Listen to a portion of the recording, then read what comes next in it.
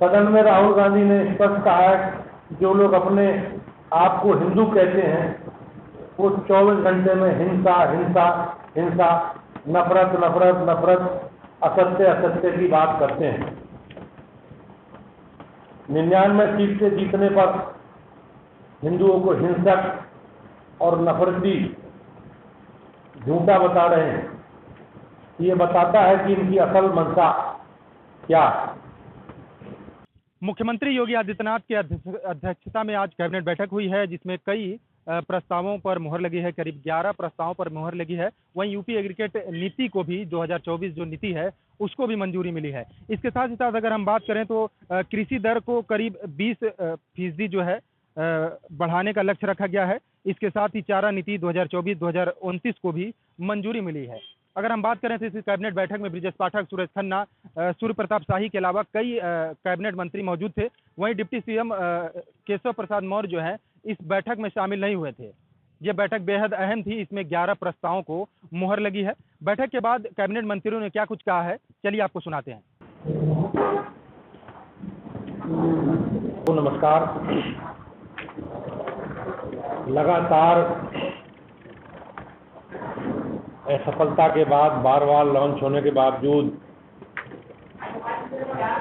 Fail होने के बाद राहुल गांधी का प्रतिपक्ष के नेता के रूप में जो कल संसद में उन्होंने पहला उद्बोधन दिया है, उसमें झूठ, निराशा और तथ्यहीन बातों से भरा हुआ उनका उद्बोधन था। इतना ही नहीं, उनका अपने भाषण के दौरान आचरण भी संसदीय गरिमा के अनुरूप बिल्कुल नहीं था। लोकसभा महामहिम राष्ट्रपति के अभिभाषण पर राहुल गांधी ने उस बाबत औपचारिकता बस एक भी शब्द नहीं बोला। सदन में राहुल गांधी ने न केवल झूठ बोला बल्कि कांग्रेस के वरिष्ठ नेताओं को राहुल का ज्ञानवर्धन करना चाहिए और समझाना चाहिए कि भारत की संसदीय गरिमा को कम ना करें। श्री राहुल गांधी ने अपने भाषण में न केवल हिंदुओं का घोर अपमान किया, न केवल हिंदुओं को हिंसक, नफरती और झूठा बताया,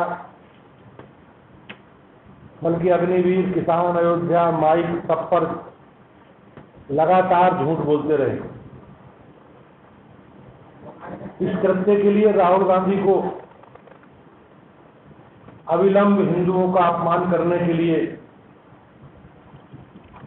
और सदन में झूठी बयानबाजी करने के लिए देश की जनता से अविलंब माफी मांगनी चाहिए। राहुल गांधी को झूठ बोलकर, जो उनका स्वभाव है, झूठ बोलने के बाद वो भागने में एक्सपर्ट। राहुल जी, आप सदन में झूठ नहीं बोल सकते। आपको अपनी बातों को साबित करना होगा। आप इस प्रकार से देश के बहुसंख्यक समाज का अपमान नहीं कर सकते। संसद में राहुल गांधी ने संपूर्ण हिंदू समाज को हिंसक और असत्यवादी बताकर हिंदू समाज का घोर अपमान किया। इसकी जितनी भी निंदा की जाए कम है। ये कांग्रेस पार्टी की पुरानी आदत है। कांग्रेस ने पहली बार ऐसा किया है, ऐसा नहीं। अब कांग्रेस और उनका गैंग राहुल गांधी को सही ठहराने के लिए अनेकों बहाने बनाने का काम करेंगे। लेकिन सदन में राहुल गांधी ने स्पष्ट कहा है कि जो लोग अपने आप को हिंदू कहते हैं वो 24 घंटे में हिंसा हिंसा हिंसा, नफरत नफरत नफरत, असत्य असत्य की बात करते हैं। 99 सीट से जीतने पर हिंदुओं को हिंसक और नफरती झूठा बता रहे हैं। ये बताता है कि इनकी असल मंशा क्या है। सच्चाई सब आपको पता है। 2000 कांग्रेस की सरकार के समय सिक्कों का नरसंहार किसने किया था? सच्चाई ये है कि आपातकाल में आम लोगों को प्रताड़ित किसने किया था? सच्चाई ये है कि संतों पर गोली चलवाने का काम किसने किया? संसद में माननीय रक्षा मंत्री राजनाथ सिंह जी ने तुरंत राहुल के झूठ को एक्सपोज करते हुए कहा कि अग्निवीर योजना में शहीदों को 1 करोड़ की धनराशि सहायता के रूप में प्रदान की जाती है। राहुल जी को केस स्टडी कर अपने तथ्यों को दोबारा देखना चाहिए। ऐसा पहली बार नहीं है जब कांग्रेस ने सेना पर सवाल खड़े किए हैं। कांग्रेस पार्टी ने पहले भी हमारी सेना को कटघरे में खड़े करने का काम किया और देश को भ्रमित करने का प्रयास किया। बाद में उन्हें इसके लिए माफी मांगनी पड़ी। राहुल गांधी बार बार संसद में माइक बंद होने की बात करते हैं। राहुल गांधी ने स्पीकर महोदय को माइक बंद करने की और सांसदों को बर्खास्त करने की बात करते हैं, जबकि जिस आसन से बोलने के लिए कहा जाता है उसका माइक कभी बंद नहीं होता। आसन पर सभी दलों के सांसद समानुसार बैठते हैं।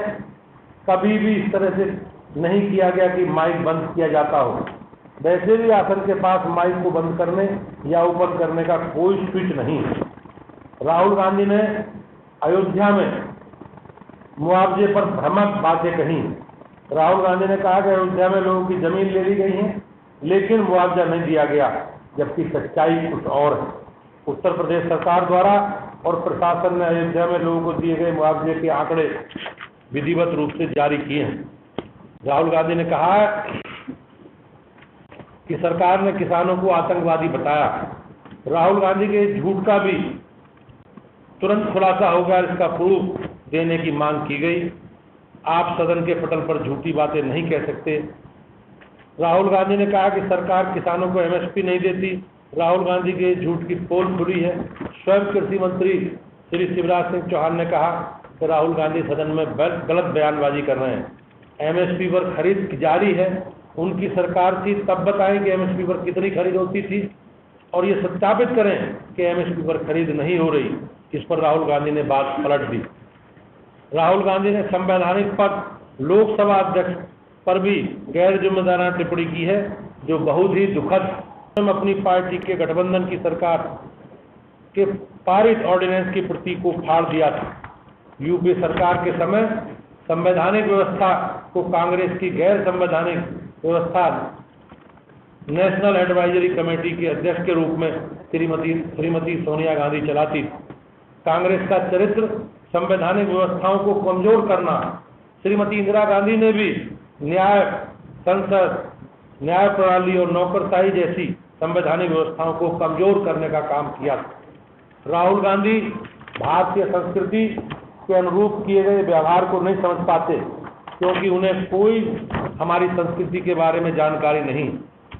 2004 में जब राहुल गांधी किसी दायित्व पद पर नहीं थे तो उनके व्यवहार में नाटकीय और मजाक झलकता था, लेकिन आज राहुल गांधी लोकसभा में प्रतिपक्ष के नेता हैं।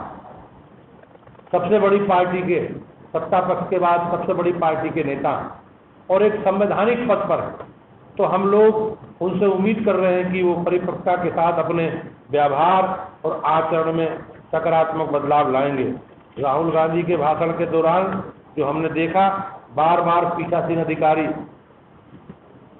की कुर्सी से उन्हें बोला गया कि आप अपने बात करते समय तर्क और पीठ स्पीकर की तरफ न करें, क्योंकि नियमानुसार कोई सांसद सदन में बोलता है तो उसकी पीठ पीठासीन अधिकारी की तरफ नहीं होनी चाहिए। बहस का लेवल इस तरह गिर गया है कि आज से पहले किसी ने इसके बारे में नहीं सोचा होगा। श्री अटल बिहारी वाजपेयी, श्री लाल कृष्ण आडवाणी जी, श्री जॉर्ज फर्नांडिस, श्री प्रणब मुखर्जी से नए सांसद बहुत कुछ सीखते हैं, लेकिन राहुल गांधी के नेता प्रतिपक्ष होते हुए सांसदों के पास सीखने के लिए कुछ बचा नहीं। पहले सत्र में वरिष्ठ सांसदों से सीखते हैं, लेकिन 282 नए सांसदों को अपने पहले सत्र में उचित माहौल देखने को नहीं मिला। राहुल गांधी ने संसदीय लोकतंत्र के स्तर को पूरी तरह से गिराने का काम किया है। संसद किसी नेता या किसी परिवार से नहीं, अपितु व्यवहार और नियम से चलती है। इस प्रकार का व्यवहार, इस प्रकार का राहुल गांधी का बयानबाजी का निश्चित रूप से हमारे लिए, हमारी परंपराओं के लिए, संसद के लिए और उनकी जो गरिमा है, उन गरिमा को नुकसान पहुंचाने वाला है। धन्यवाद। राहुल गांधी पंजाब, पश्चिम बंगाल तो हुई घटना पर कुछ नहीं बोलते, केरल में अपने सहयोगियों की हिंसा बढ़ाने की तहरीरों पर कुछ नहीं बोलते, लेकिन हिंदुओं को बार बार बदनाम करने का काम करते हैं। इन्हीं की सरकार के समय 2010 में तत्कालीन गृह मंत्री पी चिदम्बरम ने हिंदुओं को आतंकवादी कहा था। 2013 में पूर्व गृह मंत्री सुशील कुमार शिंदे ने भी हिंदुओं को आतंकवादी बताया था। 2021 में राहुल गांधी ने कहा था कि हिंदुत्ववादियों को देश से बाहर निकालने को कहा, और आज संपूर्ण हिंदुओं को असत्य और हिंसक कह रहे हैं। राहुल गांधी ने पहले भी कहा था कि मंदिर जाने वाले किस प्रकार का व्यवहार करते हैं। राहुल गांधी ने नेता प्रतिपक्ष की गरिमा को नीचा और कमजोर करने का काम किया। समूचा देश राहुल गांधी के इस प्रकार की बयानबाजी से दुखी है, और इस बयान की जितनी निंदा की जाए उतनी कम है। हिंदुओं को हिंसक और असत्यवादी बताना, संसद की बहस के दौरान और ईश्वर के चित्रों को सामने रखना और राजनीति को इससे जोड़ना एक नेता प्रतिपक्ष को शोभा नहीं देता। 20 जनवरी 2013 को यूपीए सरकार में तत्कालीन गृह मंत्री सुशील कुमार शिंदे ने जयपुर में यह कहा था कि भाजपा और आरएसएस की तरफ से हिंसक गतिविधि और ट्रेनिंग कैंप चला जा रहे हैं। सदन के पटल पर जब उनसे इस विषय पर सवाल पूछा गया तो 20 फरवरी 2013 को सुशील शिंदे ने खेद व्यक्त किया था। राहुल गांधी को सुशील कुमार शिंदे से सबक लेते हुए खेद व्यक्त करना चाहिए। जब आप सत्ता में थे तो आपके पास सब चीजें थी, तब भी आपने झूठ बोला और सदन के पटल पर अपनी गलती मानी। आज भी आप झूठ बोल रहे हैं। कर्नाटक कांग्रेस के कार्यकारी अध्यक्ष जो उस समय पीडब्ल्यूडी मंत्री हैं, सतीश जारकिहोली भी हिंदू शब्द का गलत शब्द बोल चुके हैं। इनकी भारत जोड़ो यात्रा में जॉर्ज सोनिया ने कहा था कि भारत की धरती को इतना अपवित्र मानता हूं कि मैं जूते पहनता हूं ताकि इसका स्पर्श न हो जाए। उनके गठबंधन के लोगों ने हिंदू धर्म के नाश के लिए उसकी तुलना कोरोना जैसे वायरस से की है। सदन में भगवान शंकर, गुरु नानक देव के चित्र दिखाना, गलत अभय मुद्रा पर भी बातें की हैं। आज राहुल गांधी ने अभय मुद्रा की बातें करते हुए इस्लाम में भी अभय मुद्रा की बात बताती, जबकि इस्लाम में कोई चित्र नहीं होता, तो उन्हें अपने अभय मुद्रा कहाँ से दिखी? राहुल को इसकी कोई इल्म नहीं है, या ऊपर से कोई फजल हुआ है जो उन्हें अभय मुद्रा दिखाई दी है। संसद में जिस तरह भगवान श्री शंकर के चित्र को दिखाया गया था वह बेहद आपत्तिजनक है। इस पर लोकसभा अध्यक्ष ने कहा था कि कुछ नहीं कर सकते। राहुल गांधी भगवान शिव जी की तस्वीर दिखा रहे थे और कहते हैं कि हम हिंदू धर्म की शक्ति से लड़ेंगे, जबकि शिव और शक्ति एक ही है। राहुल गांधी ने बहुत सारे ईश्वर का नाम लिए, लेकिन राहुल गांधी ने लोकसभा में ईश्वर के नाम की शपथ क्यों नहीं ली? जब राहुल गांधी ईश्वर के नाम की शपथ नहीं ले रहे तो ईश्वर की निष्ठा रख रहे हैं, तो फिर इस प्रकार के चित्र क्यों दिखा रहे हैं? 2014 में राहुल गांधी ने शपथ ईश्वर के नाम की ली थी, फिर 2014 और 2024 में ऐसा क्या बदल गया कि ईश्वर के नाम से शपथ से सत्यनिष्ठा पर आ गए और फिर सदन के पटल पर ईश्वर के चित्र दिखाने लगे? इसलिए राहुल गांधी को गंभीरता और परिपक्वता के साथ अपनी जिम्मेदारियों का निर्वहन करें और आचरण करें। इसके अलावा राहुल गांधी ने संसद में अनेकों झूठ का सहारा लिया। कहा कि अग्निवीर योजना में शहीदों का कोई मुआवजा नहीं दिया था।